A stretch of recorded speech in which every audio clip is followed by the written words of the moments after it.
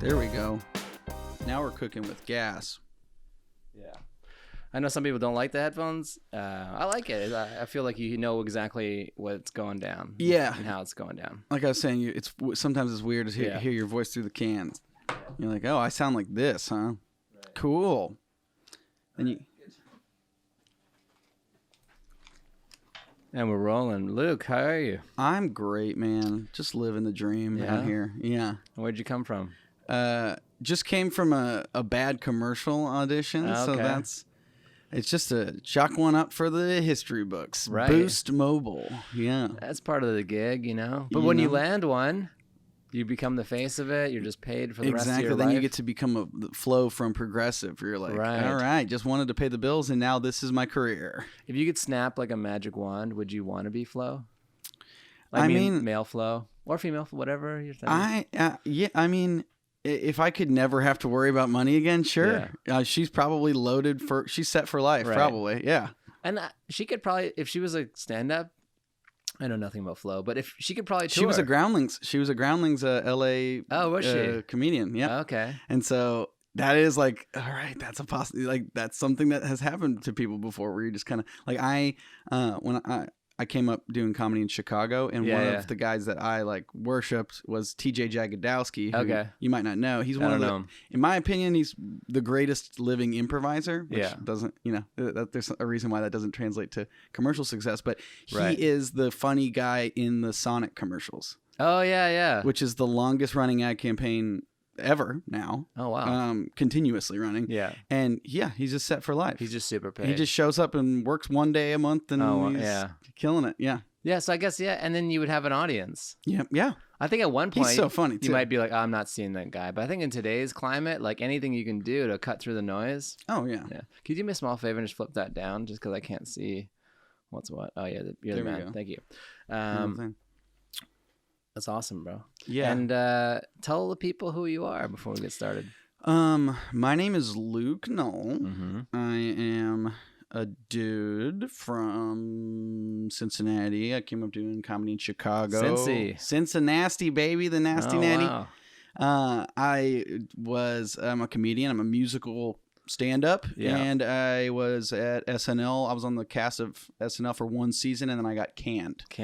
Yeah, for being too rad. Too rad? Yeah, that was the listed reason for removal. Right. Too dang rad. They got to have an exit interview, and at that interview, they're like, too rad, get out. You'd think, I feel like that's the kind of place where I feel like I was entitled to an exit interview, and you're like, no, it's just goodbye. Your agent just tells you like, they're not picking you up. I'm like, okay, cool, no, for sure. And was that like a dream for you? Was that like the end sure. goal? Yeah. In Chicago, that's the pie in the sky. Everyone's like, it's weird because no one's really watching the show in Chicago. They're all too busy doing their own thing and up their own butts.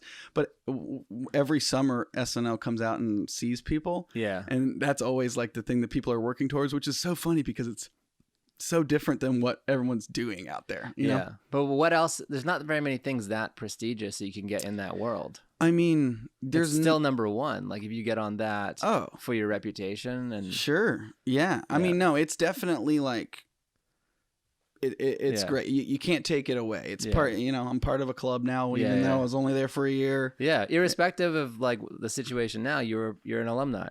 And I'm an alumni. It's me and Janine. You went to Harvard. You went to Harvard for a year. Right.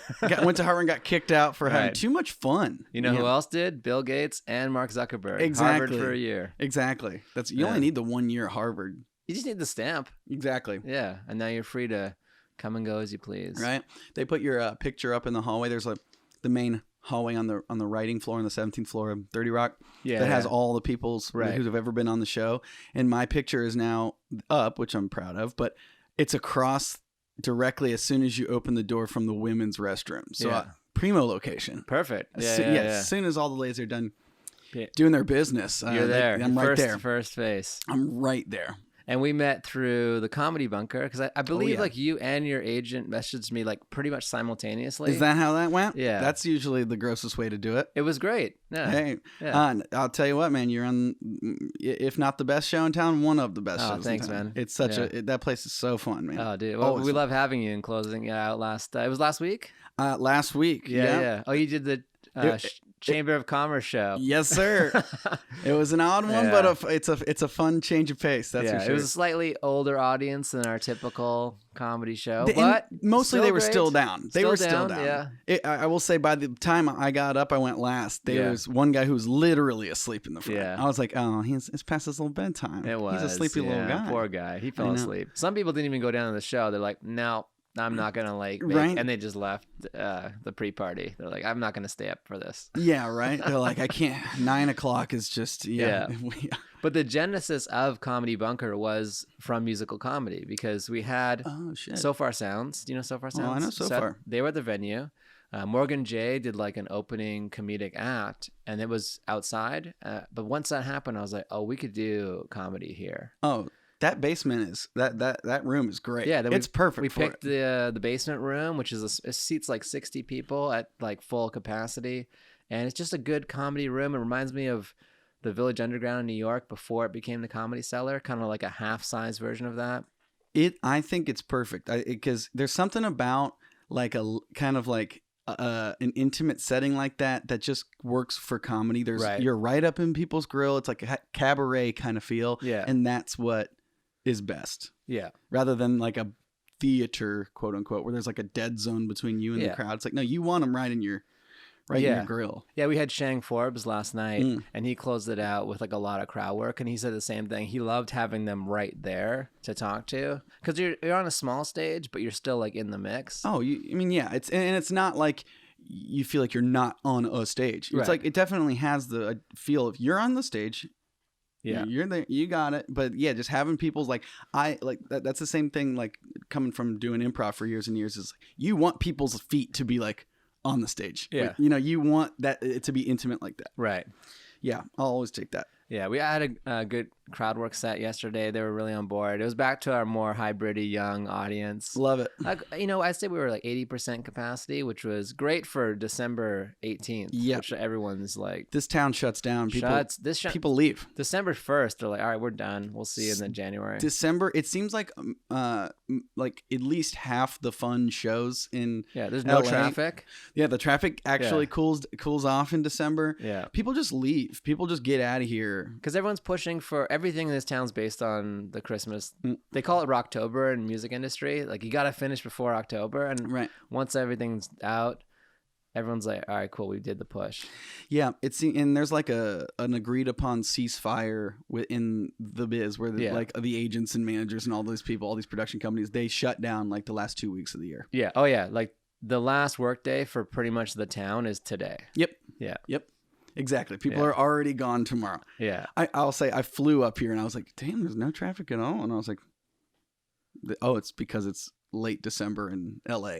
And it's because people aren't from here. People leave, Right. They're just totally heading out. Yep. Yeah. Yeah. We're doing a magazine shoot at the venue and they're scrambling today to like get the invoices in and the whole thing before everyone like leaves town. Part of the fun. Totally just part of the dang fun, dude. Yeah. But how you liking LA so far? Love LA. Living here is easy compared to living in Manhattan. You know what I mean? It's just the pace of life is more forgiving. Don't you miss it though? There's things I miss about New York, but like I always think because I'm not from there. Yeah. Right. I'd never been to New York until I was in a cab coming from LaGuardia to go to 30 Rock to audition for Saturday Night Live. So I was like Kevin McAllister looking out the window of the taxi cab being like, on the bridge? Whoa. Yeah, exactly. Yeah. I really Did you get a bridge entrance? I had a bridge entrance. Did you ask for it or you just got it? Didn't. Because I'd never been. I was like, I just got to get there. And I was like under the wire too. It was wild. But I'd never been there. So, I mean, I'd lived in cities. I'd lived in Chicago for years. So it wasn't that I was not a city boy, but it's different. There's something, even living in Manhattan versus living in Brooklyn. Like Brooklyn would have been more my speed. It reminded me more of a Chicago type feel. Brooklyn feels kind of like some areas of Chicago. It does. A lot of it does. But Manhattan, unless you're making like $1 bajillion, it's hard to be like, yeah, or you have easily 3 roommates. Yes, or, exactly. It depends on kind of what you want. Oh, I mean, I had the studio apartment in Hell's Kitchen, just the worst apartment, and paying more money than I've ever paid for any place ever. Just for the fucking worst place. Right. But good neighborhood? No. No? Hell's Kitchen, it's fine. It's not where you want to live. It's where you want to be like, you want to go grab dinner? There's some good restaurants there, but it's not like, gosh. It's not your first choice. No, it's too close to the shit. It's too close to Times Square and all the shit. Right. Yeah. It still has like a 80s, 90s New York feel. It really does. Yeah. And like where every restaurant says, this is the best X. This every is the best one X. of them everywhere is the best pizza. This is fucking Woo's Pizza, dude. It's the best one. Right. Ray's Pizza. Famous Ray's. Ray's the famous. This is our bodegas, the number one sandwich place for 3 a.m. eats. Right. Yeah. So it's like if the tourists keep wandering outside Times Square, you might hit a little bit of that. And it's a lot of the Broadway crowd too, because it's right there. Don't you miss all the life though in New York? Like I miss it all the time. I tell you, I do miss the hustle and bustle a little bit. I say, because New York, when people are like the I love New York attitude, right, is basically like, I love New York in spite of all of the things that make it obviously inconvenient. Right. Like it's messy, it's loud, it's dirty, it's hard to get around. The subways are not reliable. Mm-hmm. You're just like, oh, I'm on an F train, and if you don't have your headphones off, you're like, oh, it's a J train now. Yeah. Cool. Okay, cool. You know, it's like they'll just change it on you. There's 4 grocery stores on the island of Manhattan, but it's like, one thing that you're sacrificing a lot of just basic necessities for. It's pretty fucking cool though. I took the A train to the airport when I was there a couple of weeks ago, and you mean not quite to the airport? Well, to the tram. The thing is, I forgot there's 2 A trains, and then they split at like near Jamaica, and so I was on the wrong one. It doesn't go to the air train; it just drops you off in Jamaica. Yep. So I was on the Google Maps. I was like, okay, well, I can get on a bus. So I got on the bus. It worked out fine, and it took me maybe 15 minutes longer. I got on the bus, like a city bus. It took me right to the airport. And I walked on the air train, and it was great. The whole thing cost me $2.75. Now, that's amazing. That's good. Yeah. That is good. I will say, too, that like coming in from Chicago, the infrastructure in Chicago is great. Like everyone walks everywhere. The trains are great. They're, there's 10 train lines, and 2 of them empty out into the airport. You're in the terminal, basically. Oh, wow. So I'm moving to New York. I'm like, I'm sure they have 150 different trains. I'm sure one of them goes into one of the airports. Nope. Yeah. Air train. Yeah. But Chicago had at least burned down. They burned it to the ground and then rebuilt it smarter with the Great Chicago Fire. They're like, let's put in alleys. Put the trash in the alleys. Nice. So they changed it up. Manhattan could use a good old fashioned. Oh, dude, that would be the worst. How much money is there? Like, man, dude, it would just even like, I can't even imagine. Every square foot is worth so much there. Yeah, but it is funny how far and inconvenient the New York airport is, like JFK. It doesn't make much sense. I mean, they're but it's still better than LA. It's better. And LA with this rideshare thing now is a mess. Yeah. Have you been to LAX since they added the little rideshare thing? I landed back on that torrential rain day, and a Lyft that's just normally to my place like $40. Mm-hmm. They were doing like 100, 110. Jesus. It was crazy. I just kept refreshing till I got like 50. I was like, all right, 50. People go insane when it rains here. Yeah. And that is hilarious to me. It's so funny. Like, it's fine. Drive your car. Yeah. But there's no infrastructure. Like it floods so easily. Yep. We're here near the LA River, and the beautiful LA River. Beautiful LA River. Looks like Terminator 2. And it during one of the storms, it was like almost full. And like the solution seemed to be they just put these signs around this area that say River full. No, may flood. It's like cool. That's not a solution. Yeah. It'd be weird if like you're one of the houses and they just one day right outside your house is like a sign that says may flood. Gonna flood. Right. I wonder if that's for your property value. Just like seriously though. I mean, for a place like LA where it's you're like, all right, 350 days of the year. Yeah. I'm not even thinking about moisture. Right. Right. Even now, it's pretty cold. It's pretty cold. Yeah. And I like it. I'm a big fan of light jacket weather. I love a light jacket. Give me the light jacket weather. That's what I miss about Cincinnati. Growing up in Cincinnati is like a great fall. A nice, long, good fall where where you just bonfire weather. Fall is like romantic. Love fall. Yeah. Chicago, you get about 25 minutes of fall. It's just summer. Yeah. Fall. winner. I've only been to Chicago once in June, and I loved it. It's great. Yeah, it was so fun. I would take if I love Chicago. I miss living there in the summertime. Mm-hmm. Like it is the best city in my opinion from May to September. Yeah, early September, because those winters are brutal. Yeah, and the people like the city, and there's a certain like blue collar element that's like the really Midwestern fun. politeness, but it's a big city still. Yeah. There's something about it that's like, I love it. But because everyone's like so cooped up in their hobbit holes for 6 months of brutal winter. Yeah. The brief window of it's nice out. Look, it's great. The city just comes alive for those months, and you're like, dude, this place is where it's at. And then it tricks people into thinking like, I'm gonna move here. Right. And then you go through one of those winters, and you're like, oh no. Wow. Yeah. Because everyone's walking everywhere. Like it just, you're like, cool. I live in a place where it hurts my face to live here. Like it's just the wind bites your nose off. I'm from Vancouver, and it's a similar thing. It rains like 10 months of the year. Right. And in the summer, people lose their minds. Like it's just so like they're out every day. They have to be doing something. You got to get your living in while the getting's good, because it doesn't last long. That window closes, man. Yeah. Yeah. And how long have you been a stand-up comedian? I've been doing stand-up. I think I started in like 2009 was probably the first time I was doing stand-up. And did you start right away with music? So no, okay. I really didn't. I mean, that's kind of odd. Yeah, was definitely trying to do straight stand-up the first couple times that I did it, and that was in college. In college, I was doing a lot more improv stuff. Okay. So I was definitely came from the improv world, moved to Chicago to do improv. And then as I was in Chicago, the longer I was there, I was like, oh, doing stand-up, you can make even any money at all. I was like, you can make $10 a show. You just can. There's literally, you cannot make money, a livable amount of money doing improv, no matter really at any level. Right. I mean, one of the biggest things here in improv, I think, is the Mission Improbable.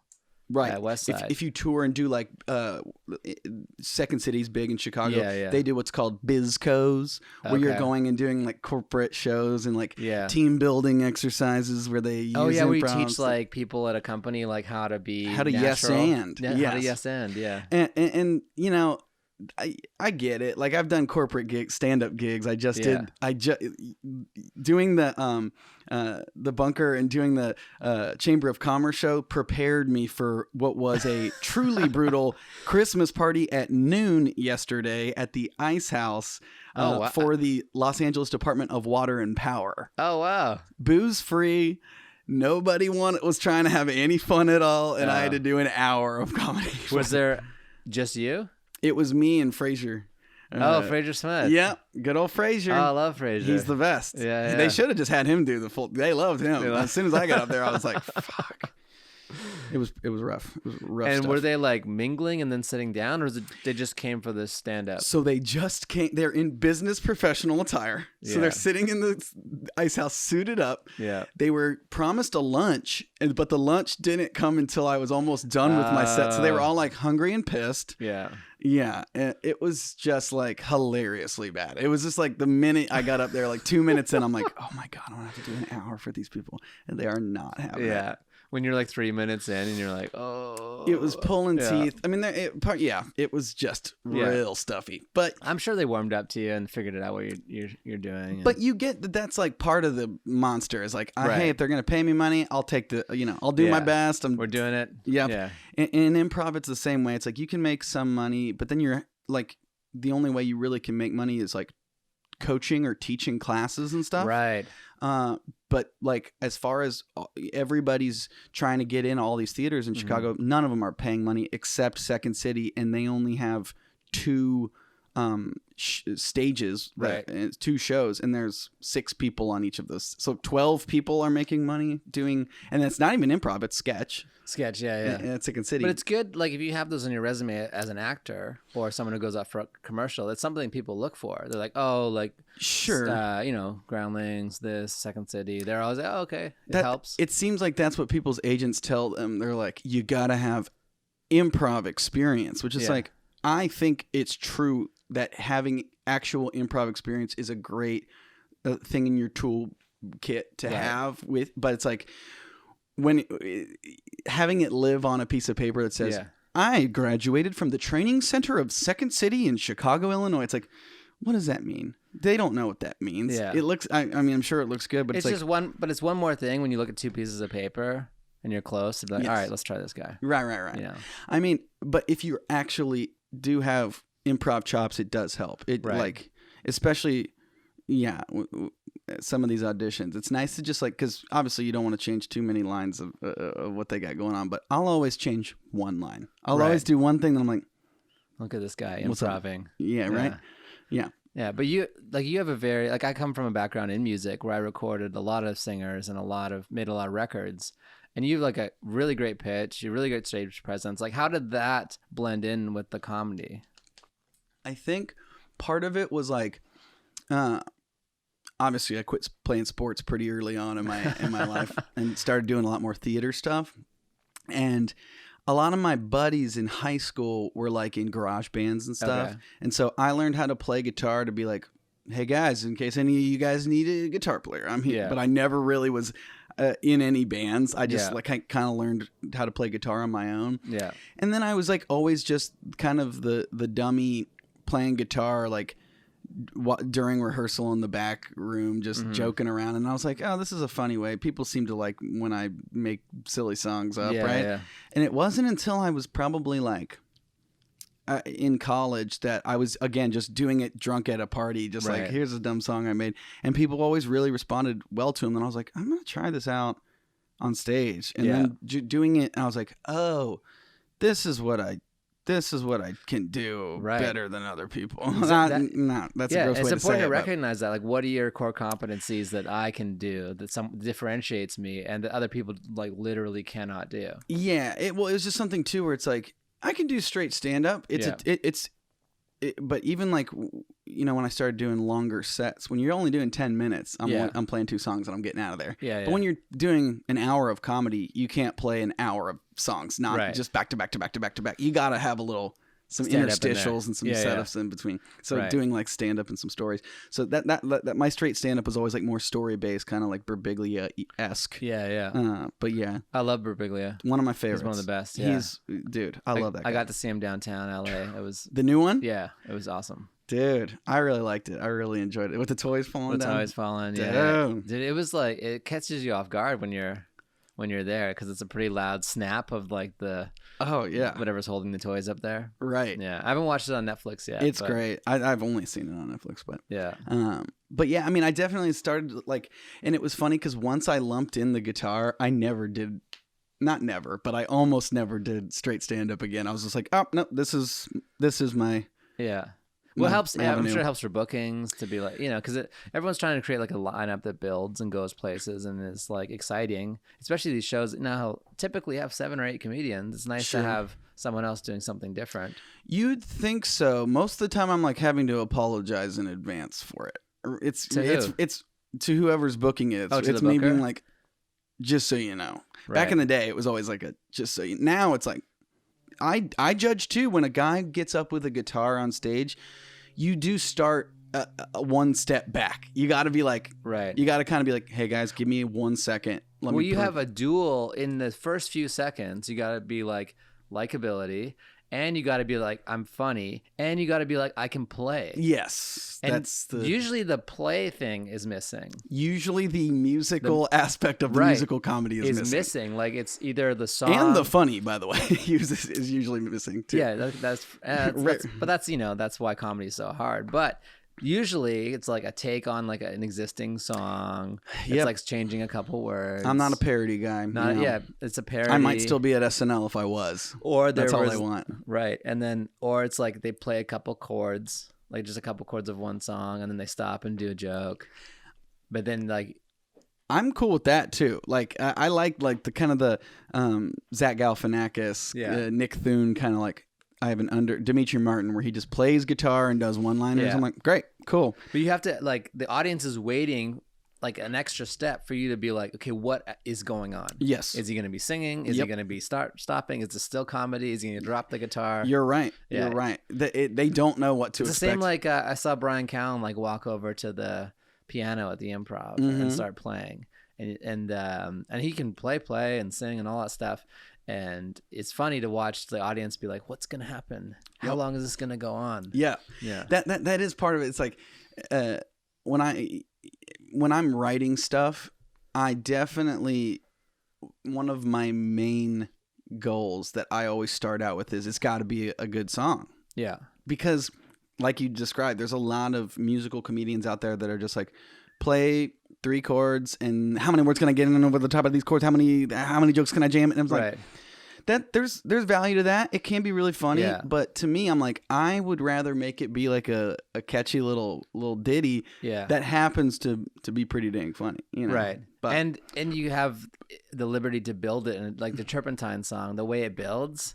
And like the way you just keep layering it and extending it, right? It allows them to really like learn the song, sing along with the song, and just be trick a part them of it. into learning it, and then punish them for learning it. Yes, two shows ago when you were at the Comedy Bunker, I loved it because we had so many like real singers in the audience. Sure, and they could not wait to sing along. I know. Just like, yes, this is our time. Right, yeah. Maybe I'll get signed. It's funny because usually when I'm urging a crowd to sing along, it's pulling teeth. It's like, okay. But I'll do it until they sing along, and then the whole bit being like, now that you've sung along, this will be stuck in your head. Like, it's still you stuck are in my now head cursed from with it. 2 shows ago. It's just such a stupid earworm, but it's one of those songs where it's like, I wrote that song. I like music comedy because you can do a lot of more than just a misdirection joke. You can do a lot of different structures.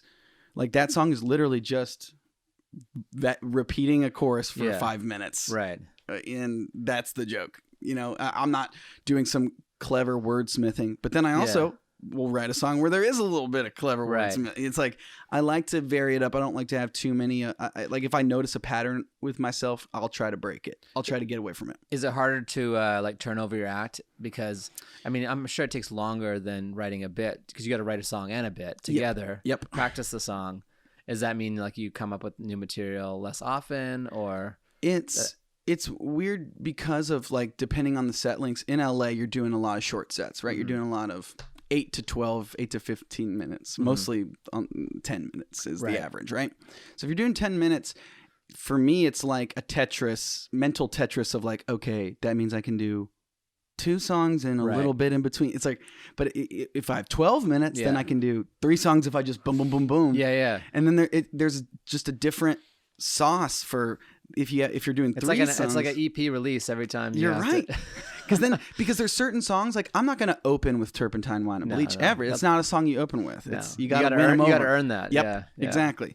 So that's a lot of the challenge of it too. Is like if I'm working on something new, a lot of the times I know this isn't an opener, right? But or a closer for that matter. It's like that's always what's nerve wracking about writing new stuff. You're like, all right, this is. With a song, if it's not going well and I know it's a 3-minute 30-second long joke, you still got to get through it. You got to, if it ain't going well, you have to just double. You can't just be like, and that you guys don't like this. All right. You can't probably bail on it the same way as a bit. I double down. I've learned you have to just, because there's times if you bail on it mentally, in stand-up, you can do that and play it off as like, all right, you guys don't like this bit? Cool. You can like kind of judo them into winning a back mini over. Laugh or do 60% of it and like not do all the tags if you just know it's not going there. Exactly. You can't just do the verse and be like, well, I'm not going to hit the chorus. Exactly. They hate me. Yeah. Exactly. I found that the instinct is to not commit to it and be like, oh, all right, they hate this. 10 times out of 10, you just got to double down. Yeah. You just that's why it works. Because like even with stand up, like if you're confident in what's going on, that's like a big percentage of it. The number one rule in stand up is never concede the power. Right. Never allow the audience to know that you got me shook. You know what I mean? Where it's like because the minute you lose that your confidence on stage, they'll eat you alive. Yeah. I mean, we always talk about the movie Comedian on this podcast, but there's a line where Jerry's quoting another comedian who said, it's like you're the captain of the airplane. You can't get on there, PA, and said, I'm going to try to take her up. Yeah. You're the captain. You're in charge. You have to bring it up every time. Yep. was like a weird. Oh, I see a little tsetse fly. Oh, I just Barack Obama'd it. There you go. Boom. Snap. Oh, there you go. He's we'll Skeeter. get a funeral for him later. Yeah, right. Call PETA. And then, but this all leads to like good albums for you, right?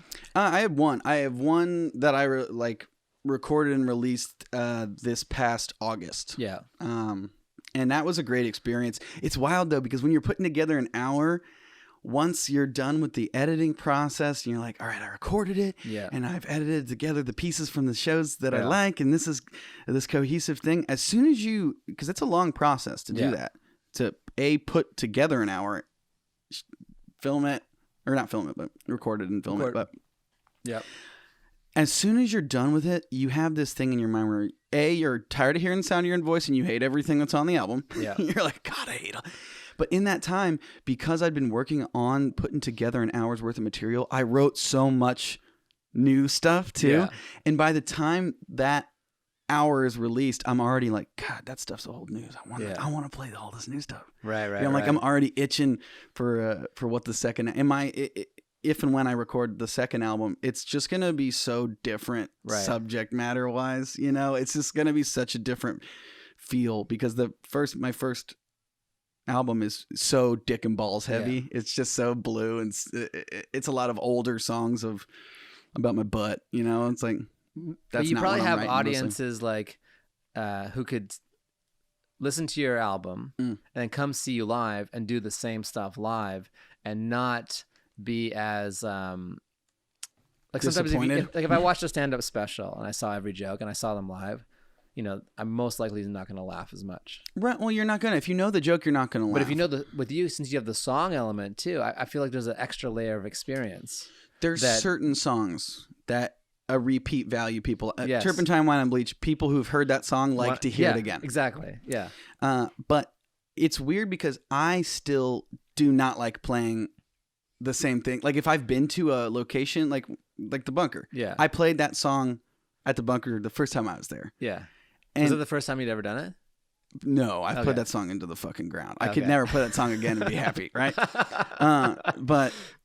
But it's one of those ones where it's like people like it. It's a good closer, especially if I'm at the end of the show. I don't want to do it if I'm I won't do that song if I'm in the middle, right? Because then I'm just fucking. I did do it that one time, but I usually don't.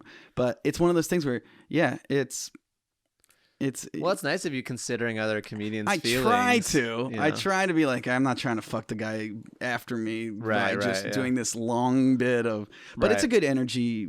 It's an energy builder. But I don't even know what I was building towards saying. I had something in my head, but I forgot. But just talking about like, repeat value and repeat stuff. Because like, if you love a comedian, you go see them live and they just do the album that you already know. You might enjoy it. I think Jerry Seinfeld's like, they'll like it, they'll laugh, they'll applaud, but they won't come see you again. Right. You know what I mean? I try to, if I do that, I always try to bring some new stuff with something older, you know, if I do something older. But then it's hard if you only do 10 minutes, then it's like, what am I going to do? I'm going to do. But it probably means you're going to get like, versus like another album that's just comedy, you will most likely get more streams and more sales than a straight comedy album for someone like at the same like level as you. Maybe you definitely probably get more replays because it's got, and that's something that's nice about when I quote unquote bomb. Everybody bombs, right? But even when I'm not doing well or not getting a ton of crowd reaction, I know sometimes those aren't even bad shows. Right. These are just people. They're still like enjoying the music. Right. You know, that's part of it too. Is like, even when I'm not doing well. Yeah. It's not nails on the chalkboard. Fuck this guy. It's like, all right, good song though. That's interesting. Cause it kind of gives you like a floor, because it's always going to be a musical experience. They're going to like the tunes. They're going to like, so you can hit them on a bass line. If they're not laughing, you still got them here. Yes, exactly. Yeah. That's what, at least what I tell myself. That's what I lie to myself as I walk up. I'm like, fuck. At least they were bopping though. You know? Right. Yeah. Are there any musical comedians you really like respect or look up to or think like? Out here, the other musical comedian that I'm like, because I'll say this, whenever I'm at a show and there's another musical comedian on it, I genuinely am rooting for them. Yeah. I want them to be good because I know what it's like being a musical comedian and people being like, oh, fuck, these guys, all right. Yeah. So it's like when somebody gets up with and is musical, I'm like, all right, be good, so that I can be like, see, we're good. And I have to say, the fact that you did so well at the Comedy Bunker, where it's all people who are music, right? They're extra judgy. They are. Like I saw their energy. They started off like, we'll see. We'll fucking see. I'm the musician here, and they all, you won them over, and I thought that was impressive. No, honestly, it was a treat playing for them, because you don't usually get musical of a crowd. Yeah. And then so you have guys that you root for when you see them. I root for them, and I'd say musical comedy is pretty bipolar in terms of like it's either really good or really bad. Yeah. You know, there's not a lot of like musical comics where you're like, they're okay. Yeah. You know what I mean? Like you kind of have to spin a couple different plates, you know, like you said. Yeah. And if one of those sides of the triangle is missing, where you're not that good at, even if like you're between, you're a singer, but you can't play guitar, or your timing's off, or you didn't tune your guitar. I've seen that too. Like doesn't sound good, or you're just not. You know, a lot of people, you'll see like the ukulele get brought in a lot, and not that that's a bad thing, but some people freaking shred on it, you know. But sometimes you'll see that just because it's like you want to add a musical element, but it's in the I learned. Or it'll be like the last bit. They'll bring up the ukulele. And I'm not even saying that I'm like this virtuoso guitar, because I'm not. I'm playing chords, but I'm like having any sort of guitar chops just sets it's a foundation that I can build off of. But like, but you're playing guitar like a pop artist. That's what I am. Yeah, which is a much different skill than like someone like a Berkeley, like a jazz, or someone who's got a lot of, I don't know if you have that education or not, but I certainly don't. That is a very different thing. And like, those are two different worlds, and frequently they don't cross over. Like the pop guy can't do this, the jazz guy can't do that. And so learning how to be like basically a pop artist on stage and play tight. Right. It's got to be tight. Hard. It is tight. Because I play, a lot of my songs are tight. I've been experimenting, because you asked me who else is doing it right now that I think is great, is Morgan J. Oh, I love Morgan J. Morgan J is great. I think he's awesome. He's a great singer. He's a great musician. He's got it all. But and the girls love him. I mean, he's great. Yeah. He's so great about being delightfully loose. Yeah. You know what I mean? Like he's such a crowd work guy. He does his act is so different than what I do. Right. In such a great way that he's like inspired me. Like I have a bit, I think I might have done it the other night, where most of my songs are tight. Yeah. I know what I'm going to do. I even have built in things where I'm like, I'm going to make it look like this isn't something I planned, but I planned it. Yeah. I have a bit that is way more like loose and riff with the crowd and and that has been fun. It's not normally what I do, but watching Morgan J, I'm like, oh fuck, I should try to do something like that. I mean, stop being so tight butthole all the time. Yeah, he's got very good crowd work. He's great at that. Yeah. But then he doesn't do as much of what I do, which is like, here's a tight packaged little, here you go. Yeah. This is it. Press play. Yes. We're going down this road together. Yes. Yeah. And they're both great. I mean, I'm looking forward. We talked about doing a all musical comedy show at the Comedy Bunker. So I think you, Morgan J, love it, and a third person. Yeah. It's going to be great. Yeah, it would be great. I would love to do that. But yeah, Morgan is awesome. I mean, people, when I was growing up, the musical comedians that I love were like Tenacious D. Oh, I love come on, gotta give it up for the D. Stephen Lynch, I really liked he's very much like the same kind of vibe of what I'm going for, which is he's a great singer, he's a great guitar player. His songs are just filthy. A lot of them haven't aged great, but they are still he's so funny. Steve Martin is great too. Yeah. But there's something about like Fly the Conchords too. Yeah. Like those guys, if you go like listen to their first album. I like album. Dimitri Martin's. Yeah, but even he's not singing. He's doing music, and he's a good guitar player. But that's not like, as far as like funny songs go. Yeah. Fly the Conchords, their first album that's completely studio produced. It's produced excellently. Like it's just, it sounds great. They're good songs. They're funny. Is there a laugh track? Or is there laughing in it? No. So is your album studio produced, or is it live? No, my album is live. Oh. So and for me, I love that. I've done songs studio produced. Yeah. I don't know enough about the recording world. I'm very limited in what I know about how to record. Like I'm recording demos and that's it. I'm just recording ideas. When I clean it all up and hand over the reins to somebody else, I want to trust them and I want them to be good. But when you're I don't know enough about that world for it to sound exactly how I want it to sound. Right. Whereas live, me and a guitar, I know exactly what I got, how hard I got to hit it, right, what I got to do with my stupid face. While yeah. I can control the variables a little easier, and I like it better being a little raw. You're capturing a rawness, which adds to the element. The second you go down the sterile path of making a record, you open yourself to a different kind of criticism. Different kind of criticism, and the amount of detail orientedness you have to have, because everything gets hyper focused. Right. The second any track is recorded clean, you have a hyper focus on every detail. You're right. And if you're not consistently punching, making it tighter and tighter and tighter, it's not going to be, it's going to sound amateurish. Yes, exactly. Yeah. That's the rub. It's tough. I'd love to do that. I'm up for the challenge to do that, but you got to have some goodwill and a little bit more of a leash than what I was for a live album. It was a pretty easy setup for, the recording guys came. It was, it wasn't a big to do. Right. Hit play and then I got. You're just getting the feed from the board, making sure nothing's distorted. And they did do some mastering, so it does sound good. But it's right. I prefer it to performing for me.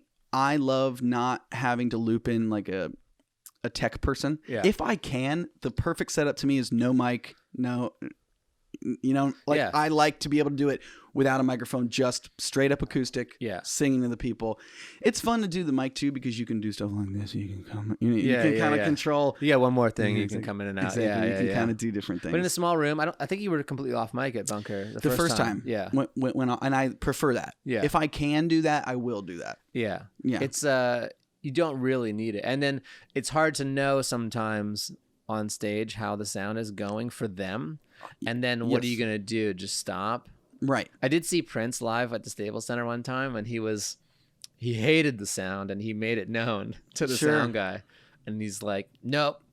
He's like, I love these people. We're not going to do this without it being, we're going to go until we get it right. And he's just like, nope, fix it louder. And he spent 15 minutes getting the sound right. He probably also just didn't sound check. He just probably showed up. And who knows what actually happened, but part of it is, he has monitors, so he's hearing what's going out too. Yeah. In comedy clubs, I don't have monitors, so that's part of it too. Is I'm doing a music act in a setup that's not intended for music to be played there. Yeah. So a lot of times when I'm plugging in, when I do comedy clubs in certain cities, they're not ready for what and I'm like, I have to tell them okay, I know that you're just a mic on, mic off guy. Yeah. But I'm like, can you please just make sure that my guitar is a little lower than my voice? Because you need to be able to hear my stupid voice. Yeah, it can be harsh. It can be all, Yeah. There was, my kids had a performance. And it's in an auditorium. That's awesome, though. But they didn't use the speakers there, so they brought their own speaker, which is on one side of the room. So already that's sounds coming from one side. There's you know what a gate is, right? Mm-hmm. So a noise gate that's the threshold set too high.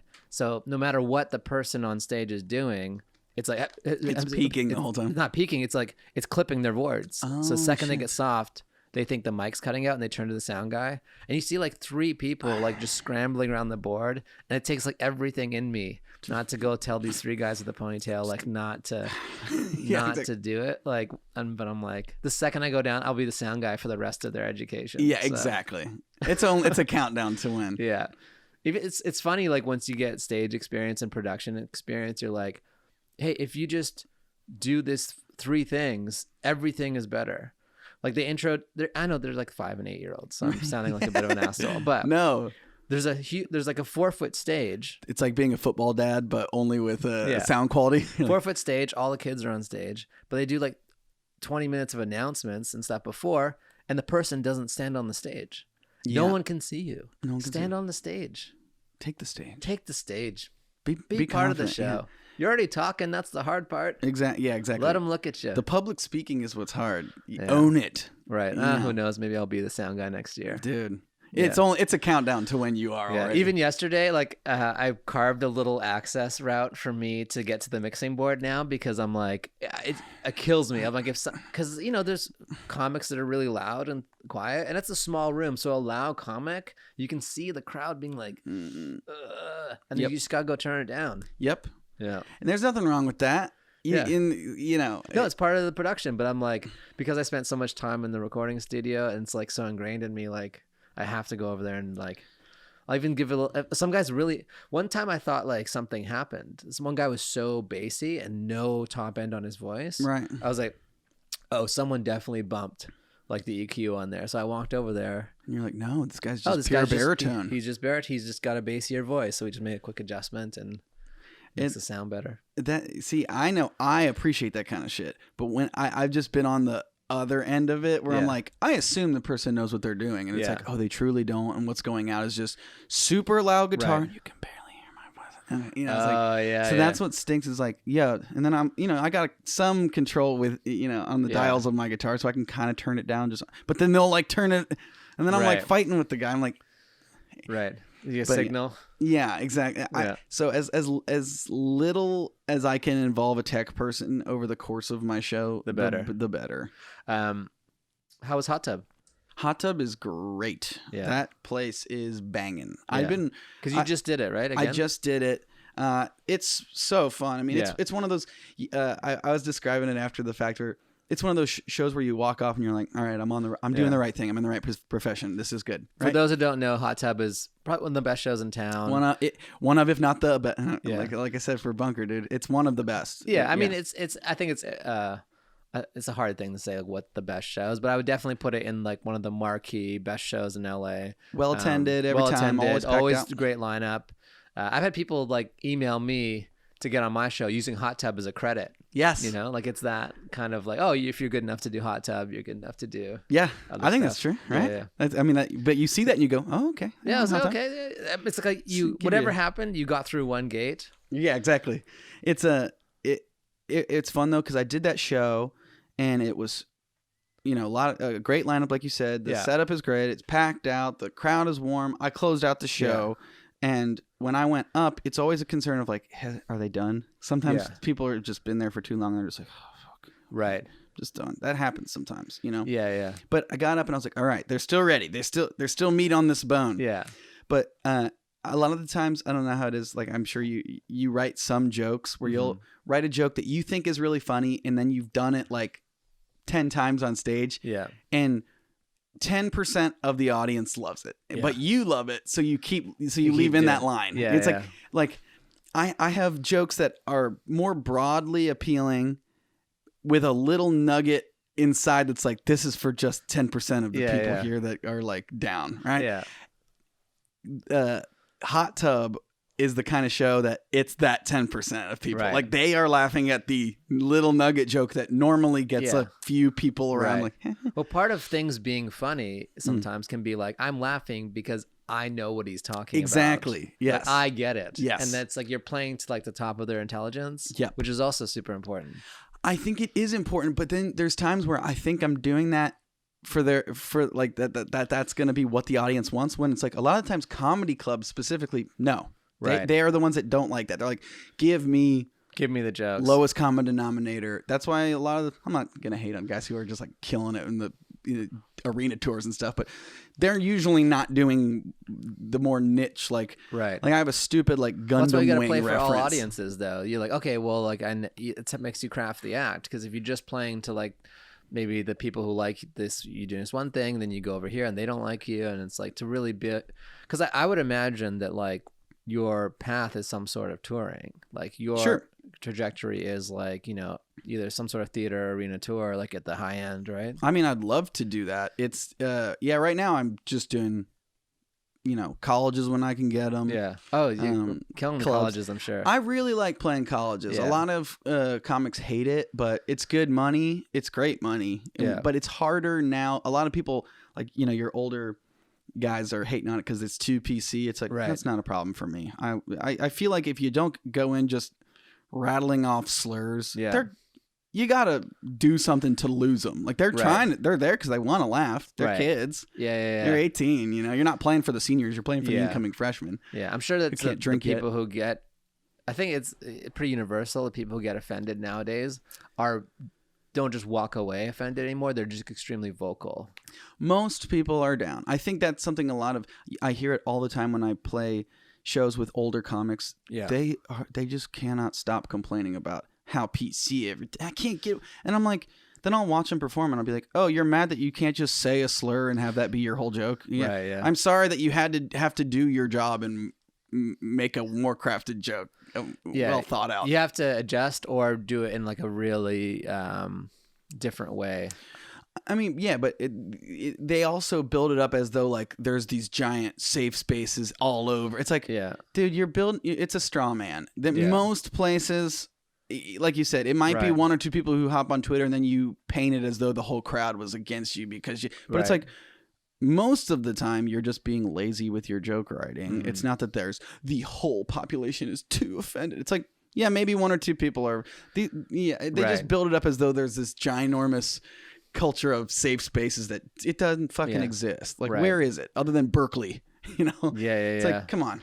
Or maybe like a line that's like it's works because like in maybe the coast at a club because it's shocking, just doesn't have the impact at a college. I'll tell you too, like it's funny. And it's different because I mean, why wouldn't it be different? These kids are what? Maybe some of them could be 18. Most of them are 18. Most 18, of them 19? Are incoming freshmen. And what's probably average age of someone who goes to a comedy club? 28, 55. No. I mean, comedy club. I think in LA, maybe I would say 30s average. You're probably right. Maybe on the road, it's more 40s and 50s. On the road, it's older people. And what's funny, because you can't be. I mean, depending on your income, like 2 drinks, 2 tickets, it's $100 night for 2 people usually. Or parking. It's a Groupon or TripAdvisor coupon night, and that's where you're like, all right, this is a coupon night. But even if you get a coupon, you're paying the drinks. You know, so you and your date doing what, 2 $10 drinks, $40. It's usually not like a college person going to a club unless they're already well off. No, you're exactly right. It's definitely, and what's funny is like when I've done like the Midwest, when I've done older crowds, I have some songs that I think typically a younger audience likes better. But I'm like, I have a couple of songs that aren't like shots at boomers. It's not like an okay boomer type song, but it's definitely like I have a song about what accents white people are still allowed to do without getting in trouble, right? Yeah. And that one kills with young people, right? Yeah. Younger people like that song. Yeah. And it's not an open like shot of like, hey, old people, you're the ones who are fucking this up and doing the like and being kind of racist. It's like, but when I play that song for older crowds, they do not like it.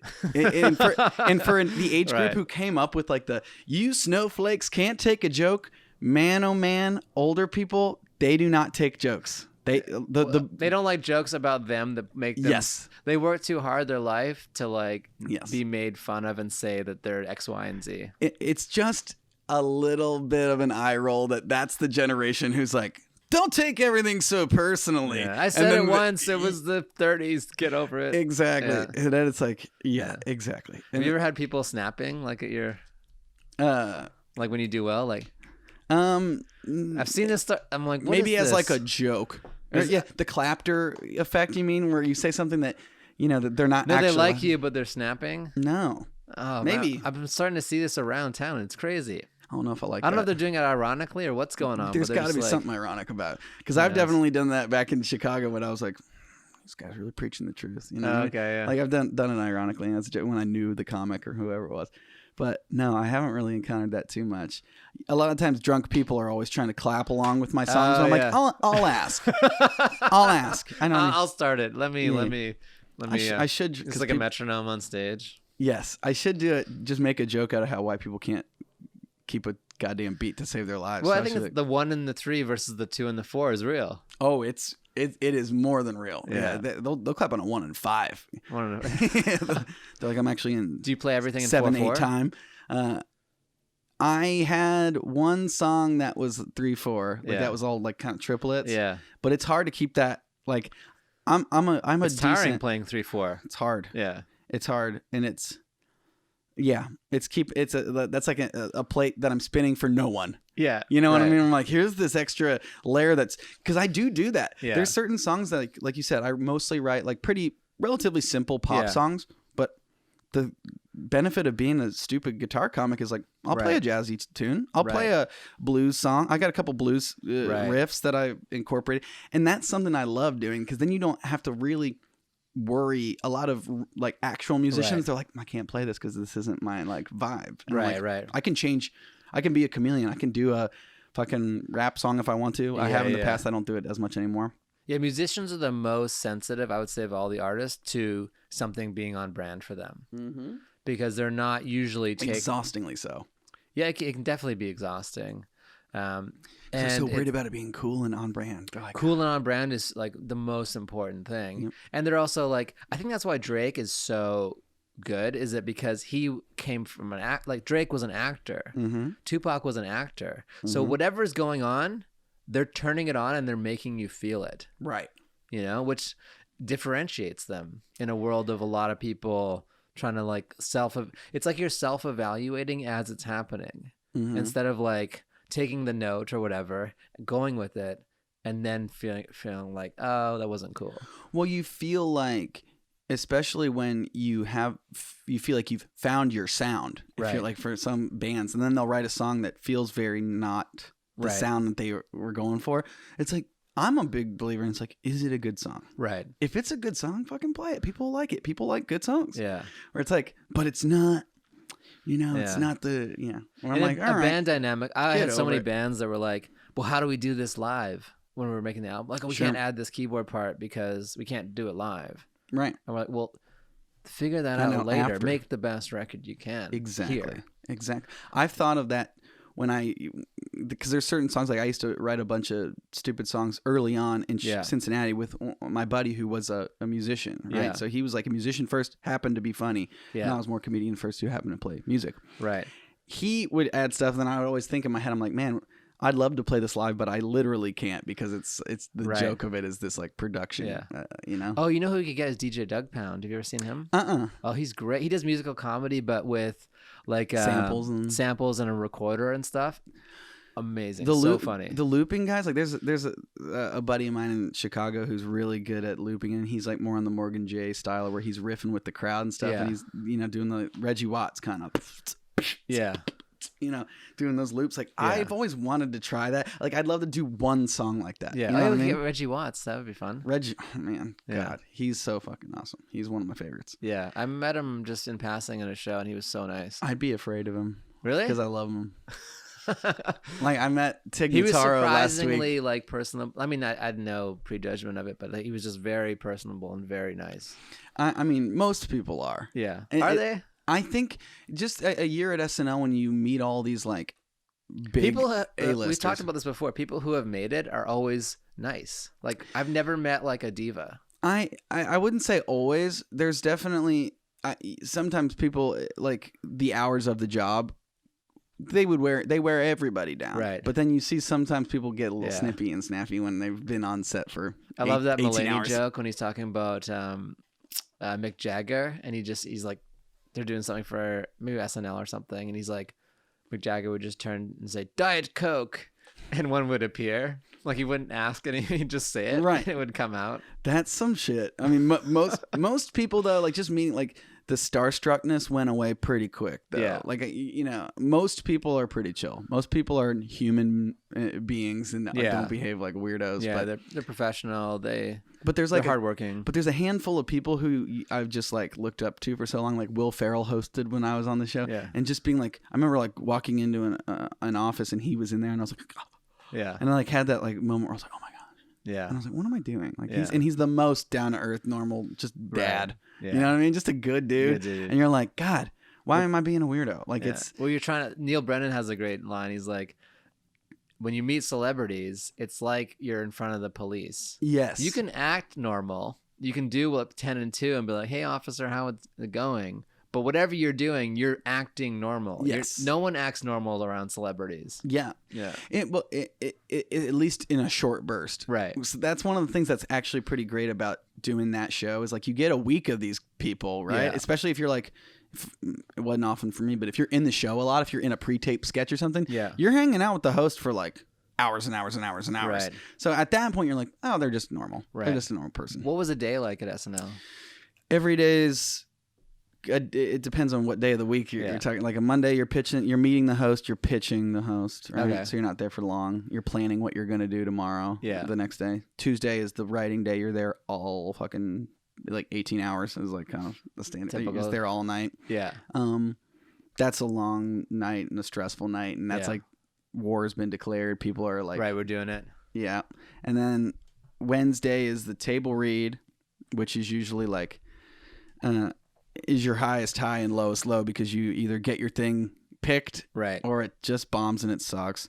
But then once the show's been picked at late Wednesday night, and it's like a high school theater where you go and you read it on the wall of like what's in. Oh, that's in. Okay. Like on a piece of paper. Like it's on a piece of paper. It's highlighted. Like potluck at the Comedy Store. Yep. It's like, it's highlighted on the wall.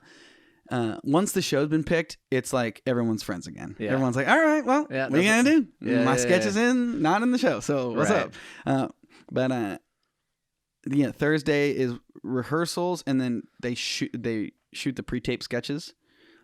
Friday is more of that. And Thursday, they're rewriting the ones that got picked. So Thursday's big day for the writers, and not as big of a day for the actors.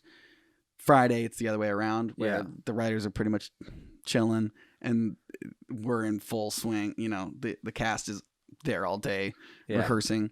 Then Saturday, it's a shot by shot run through, dress rehearsal, go to Lauren's office, see what gets picked. Usually three sketches get cut. Yeah, bottom of the ninth, like that, and then the show. And even then, if your sketch gets picked to be in the show, sometimes the last sketch gets cut just for time. And that happened to me a couple times. We're just like, fuck. Oh, so you're in, and then you're in, because it's live, right? Like it's live. I think them, Bill Maher. What else is really live nowadays? Man, not much. It's not much. Yeah. SNL is live. Yeah. It is on. Yeah. So all them F bombs, like Sam Rockwell said the F word. SNL, sports, and Bill Maher. See, that makes it. That's some of the magic of that place. It's like on a Saturday, you walk in and you hear the band warming up, and you're like, "Oh fuck, this place! This is fun." Or like, I love it when people are breaking in a sketch too. Oh yeah, like that was one of the funniest things about the LA 405 one with like Kristen Wiig. In the highways. Oh, like, Californians. The Californians, because what are you doing? They couldn't contain laughing at it while they were doing it. There's a certain thing, because it's like, what's funny is, being there, you do get to look behind the curtain at sometimes like the breaking. It's like, you've now done the sketch like 8 times, right? You've rehearsed it. They rewrote, you did it at the table. Yeah. We all laughed then. They rewrote it. Yeah. We rehearsed it. We blocked it for the cameras. You did it at dress. Really, the breaking comes from like last minute rewrites. Okay. Or some physical performance. Like when I remember like Bill Hader had like a rascal scooter and one of the, like stuff like that. That'll make you break, but it's like a line. I've heard that line. I know it's coming. It's like, it's not the times when they're really genuinely breaking is when, oh shit, we need to cut 1:30 off of the sketch. Okay, so we're cutting this and we're cutting this. How do we bridge this to this? All right, new line. And they'll put it on the cue card. So like that's what's messed up and crazy about that place is sometimes they're not telling you to memorize anything. Okay. You stick to the cards because they will change the lines. Yeah. 10 seconds before you 3, 2, 1. You know what I mean? Like they will change the lines last second, and it's like on the card with a piece of masking tape over it with a different line. Yeah. So he's got a new line, she's got a new line, and you're both like, and that is like when the genuine breaking comes in. Yeah. Yeah. But sometimes I'm like, this is a manufactured break. Like they are breaking at this thing. You were selling it. You're selling the experience. You're selling a live experience. No, there's nothing wrong. Yeah, and sometimes it's totally genuine, and it's usually because there's a curveball thrown in last second that the person in the sketch didn't know was coming. The show in itself has so many iconic things, like the intro with the names. It has like the person doing the monologue. It has the sketches. It has like music. It has musical guests. Oh yeah, so many. That was my favorite. Oh yeah, and it's like it's a big deal for them. Like the artists to do SNL. It as movies really spawned from it. It's like this mini empire. It's its own institution, yeah. And just being even there for a year was like an honor for sure. Yeah, yeah. I thought about one more thing in the recording of the album. If you ever do one, like a lot of times when you're recording an album, like the BPM before. Sure. But a lot of timing in comedy is being able to adjust that. That is so now you have to. And you speed up and slow down during your songs. Of course. So if you ever did one, you'd have to like really figure that part of it out too, like how to tempo map it all out if you're re-recording stuff. And it's really hard. And again, like my forte is not in the recording department, so I'm always working with someone who knows what they're doing. Yeah. And when I've done it, it's been hard for me to like describe to them what I'm asking for, because I do exactly what you're saying. There's certain times, certain songs I speed up, I slow down. Because you know what they say a musician plays their instrument, a comedian plays the audience, right? So you're playing the crowd, right? So I'm reading the crowd, let the joke hit, and I'm back in it again. You know, it's like that's something you can't do canned and pre-recorded, and it's hard because I'm not fucking good at playing to a click track. Right. Like there's something about like even playing full band, like I always feel like I'm dragging because when you're beholden to somebody else, you know, you're trying to be tight. I like to be able to just be like, you know what? Yeah. Stop for a second and back on it, you know? Yeah. I think depending on how many, if it's just you and a guitar, you could probably get away with no click. Right. You know, if you're adding drums and other stuff, you might need it. And I would be, right? And a fully record. But then at least like the drums would be laid to the click and you'd at least could play the drums and bass. And it would feel somewhat more natural. Yes. But that's never how it is. I feel like I'm always laying down guitar first. Really? Always. It's not the way to do it. But you'd be laying down scratch. Right. Ideally, you'd be laying down scratch. And then the guitar the rhythm would come in, and then you'd redo your scratch. I'm just bad, like having the actual metronome clicking in my ear. I'm not good at. That's something I need to practice more because it's not a skill that I was born with. Like I'm not a drummer. Like right. I'm a little. I can be a little sloppy, and I like that. Yeah, I like that freedom, and like you said, like. First of all, the fact that the song is good at all is like already such a foundation. So many hoops to get there. Yeah. The fact that it's even a good song whatsoever means I'm all right. I'm on the right track. And then you got to, in some ways, make it worse. Yes. Click it out and what if you're playing it at 88 BPM for this crowd or 86 for this crowd, and it worked both times in different rooms for different reasons. Yep. The other thing that's funny is like there's so many variables of what makes a good show, and a bad show, a bad show, and only some of them are your performance. You know, some of it is like what's the room, what's the lighting, what's the sound, when did I have to go up? Am I opening because that's a different monster than closing? Am I in the middle? How long is my set? Yeah. Are they tired? Are they drunk? Are they? There's so many variables that you don't think about. Right. And then there's the what you just described, which is like this super zoomed in, like am I playing it too like because sometimes this song is I played it too fast and they couldn't really I didn't enunciate as well as I would have if I had played it slower. They missed the line and they missed the joke or exactly. And that's a big thing about music too, is I have a bad habit sometimes of overwriting and not leaving room for the laugh because sometimes they're laughing and they didn't hear the setup for the next joke. Right. Yeah. You almost got to leave space in the song. And I've learned that the hard way too, where I'm like, damn, they're never laughing at that that tag. And I'm like, oh, it's because they're laughing at the first joke and they can't hear me trying to get out as many words as I can. Set up the same. At least you can open chord, sustain, pause, and keep going. That's how it is. But then my brain wants to keep it tight and keep it I'm keeping it rolling, dog. Right. Yeah. Yeah, totally. It's fun. Well, one thing we started doing on the pod is like having short-term, medium-term, and long-term goals. Like, what are those for you? Short-term goal. All right. What would you define as short-term? Like something you this week? Short-term, like 1 year. Medium-term, 5 years. Long-term, 10 years. Cool. Short-term, my 2020 goal is late night set. Late night set. That's a great goal. I'm ready for it. Yeah. I got it. I got the chops. I got the 5. Yeah. You got the 5? Okay, nice. I'm ready to do it. Nice. I might use a clip from the bunker as my like. From the last one or the one before? Maybe I might like hit you up and be like, I'm trying to tape this exact just to drop it and do it literally a 5 or a 4 minute set just to have it taped for late night. Nice tight because they're pretty wild about you got to have it exactly what you are going to say be the tape. Okay, so that's great. 1 year goal. What about a 5 year? That's 1 year goal. 5 year goal is be able to. I'd love to be comfortably touring as much as I want to rather than scrambling. You know what I mean? I'm at the point now where I'm scrambling. I'm trying. I'm hustling. Yeah. I'm on you're that, hustling, I'm on that hustle. but this is still your full-time thing. It's my full-time thing. Which is, you got to give That's a yourself hard pat thing on the to back do. for that, you know? Oh, I mean, I do odd jobs here and there to make ends meet. You know, I'm not. I ain't loaded. But you're by not 9 to means. 5. Not 9 to you're 5. Not in an office. So. No, that is true. Yeah. For that, I am lucky. But I'd love to be able to like not be stressing about what the next. Like, just know I'm gonna be able to eat. That's my 5-year goal. Is just so 80% of your income coming from touring. Yes, for 5 years. I'd love that. But the thing is, if I'm acting, I'd be happy with that too. You know what I mean? Like I don't treat stand up like a fallback. I'll always do it. Right. But if I was working on TV again, I'd be happy to just be doing it around town. You know. Yeah. So touring is like I would be ecstatic if I could support myself touring. In 5 years, I just want to have comedy comfortably paying my bills and me not being like, all right, next month, what's up? Right, Where am I going to be? Am I in Seattle? All right, I'm in Seattle. Right. You know what I mean? I'd love to not be just the anxiety that comes with, instead of being like, worrying about what's in 3 though. months.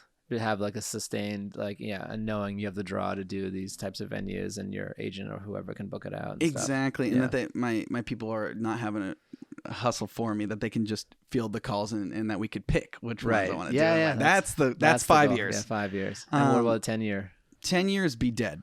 Oh, perfect. I love it. 10 years, die and really go out with a fucking blaze of glory and be like, man, he died too soon, because you won't always leave the people wanting more. Right, yeah. And if you died in 10 years, I think that's good. That's good. If I died in 10 years, that would make me 39 years old. Perfect. I think that's a good time to cash 40? out. You're done. Cash out. Give me 39, dude. All right. Well, I think that's the best 10-year plan I've heard. Dude, yeah, cash this bitch out. Yeah. And you'll live for the moment. And every day will be your last, because you could count how many days you actually have. And people be I'm like, going to feel terrible. If you die in 10 years, I'm going to feel terrible. 10 is even... long shot, dude. I'm thinking more like 8. But you're not like a partier. You're not out there. I'm not a drugs guy. It's more like my DNA is just riddled with disease and bad family crap. History. Yo, yeah, both my parents have had cancer, and I'm like, okay, whatever's cooking, it's already in there. Like whatever is gonna get me is already developing. We'll just see which one it is. Meditate, positive attitude will change all that. You know what? You got. How about instead of being dead, how about still be alive in 10 years? All right, if I was alive, yeah, that's my goal. There you go. Is still be alive kicking. in 10 years. Hey, I'll take it. Yeah. Well, Luke, this has been great. Thanks Dude, for coming. Thanks for having me. I'm just glad we had these. We took a lot of notes. Blah blah. Exactly. Where can people find you? People can find me. I'm on Twitter and Instagram. That's I put a lot of stuff up on there. I'm just Luke Null, maybe Luke _Null. Just search Luke Null. You know, your boy's got the blue check. Yeah, and come on, dog. Your boy's got the blue check. And your comedy album? My comedy album is called Guitar Comic. Get ahead of it right away. Yeah. Anywhere you can stream or listen to music, it's on there. Follow him, stream him. Thank you so much for doing the pod. Thanks for having me. And we'll see you at the Comedy Bunker soon. Dude, let's do it. Let's take that late night. Yep.